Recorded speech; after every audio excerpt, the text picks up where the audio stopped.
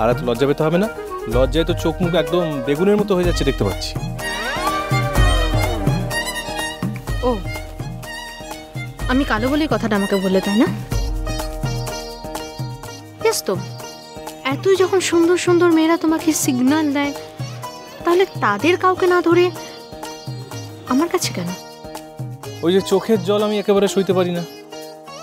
কি চোখের জল? চোখের জল? কার চোখের জল? কেন, আমার আম্মার কেলেন্দির। ছোট মিমি, যাই বল, কেলেন্দির নামটা কিন্তু আমার দারুণ সুইট লাগে। আর ওই চেরি নামটা তো তার চেয়েও বেশি সুইট। ওকে ফাইন,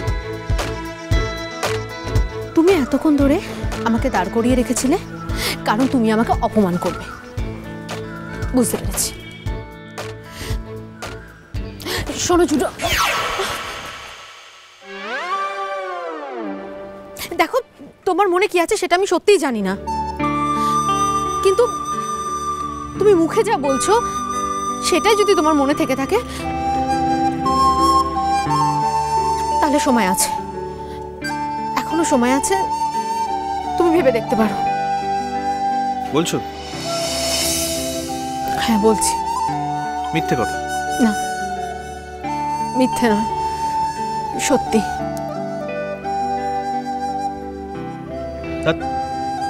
এই তো একটু আগে আমি দেখলাম আমার পেশেন্ট দেখে বেরোতে 10 মিনিট দেরি হয়েছে বলে তুমি পাগলের মতো পাইচারি করছো। আমি তো ভাবলাম আমার চেরিটা বোধহয় থরি, আমার বউটা বোধহয় পাগলই হয়ে গেছে।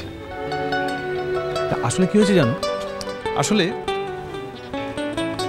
এখানে ওই 22-23 বছরের খুব সুন্দরী মহিলা পেশেন্ট একজন ভর্তি হয়েছেন।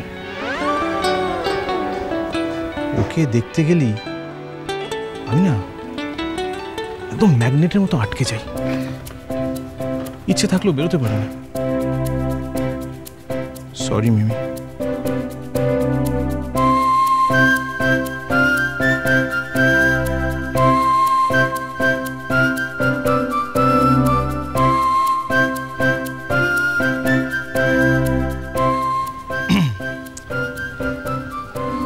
এইবার বলো তো মিমি রানী, এই ভর দুপুরবেলা তুমি আমার হসপিটালে চড়াও কিসের জন্য?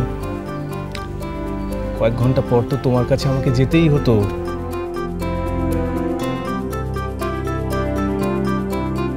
তার কোনো দরকার নেই ছোট, তোমাকে কালকে আর যেতে হবে না, আমি আমার বাড়িতে ঠিক ম্যানেজ করে নেব।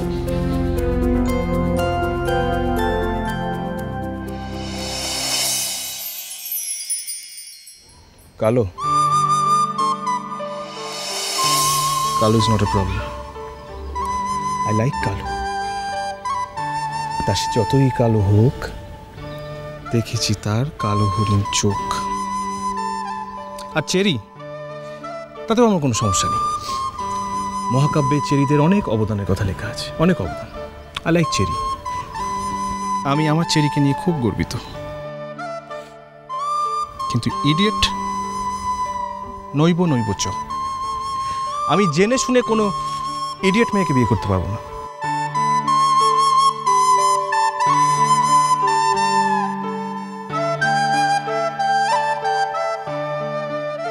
শুধু ইডিয়েট নয়, গাধাও।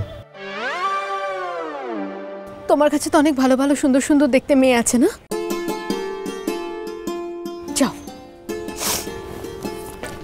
তাদের কাছে যাও।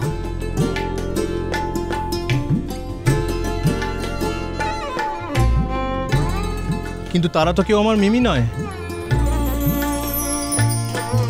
মিমি তো একজনই হয়। চোখের জল মোছো।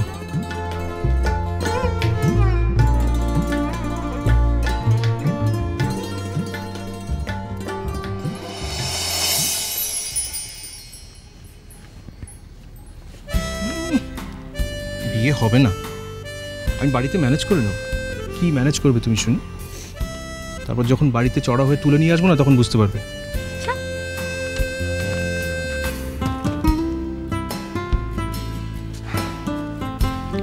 কোথায় আর যাবো আমি? আমার যাওয়ার কোনো পথ বাকি রেখেছো তুমি? আমাদের যাওয়ার জায়গা তো ঠিকই হয়ে গেছে মিমি, তোমার আমার দুজনের। আমরা কেউ কোনোদিন আর অন্য কোথাও যেতে পারবো? কি হচ্ছেটা কি?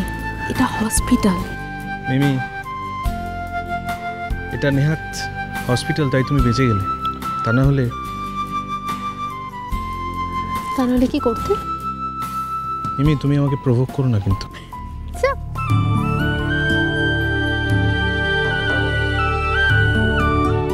কি দেখছোটা কি? দেখছি। অত দেখার কি আছে? দেখছি কাঁদলেও তোমাকে ভারী সুন্দর দেখায়, ঠিক একটা নরম ফুলের মতো, একটু নুয়ে পড়েছে। বুঝেছি, আমাকে কাঁদিয়েছো তাই এখন মিষ্টি মিষ্টি কথা বলছো।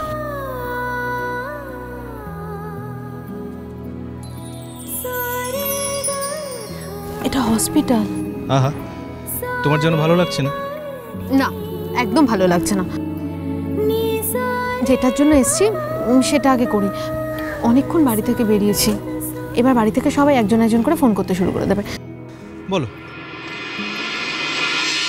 আচ্ছা, তোমার জন্য একটা ড্রেস নিয়ে এসেছি, দেখো তোমার পছন্দ হয় কিনা।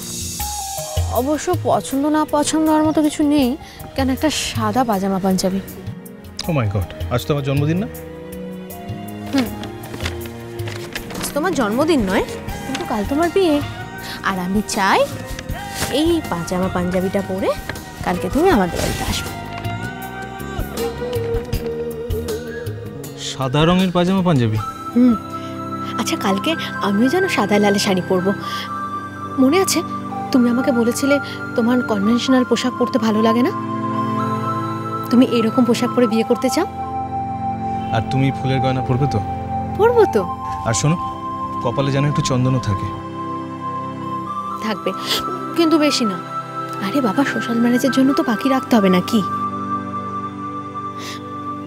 আচ্ছা, এটা পরবে তো কাল? পরবো মিমি।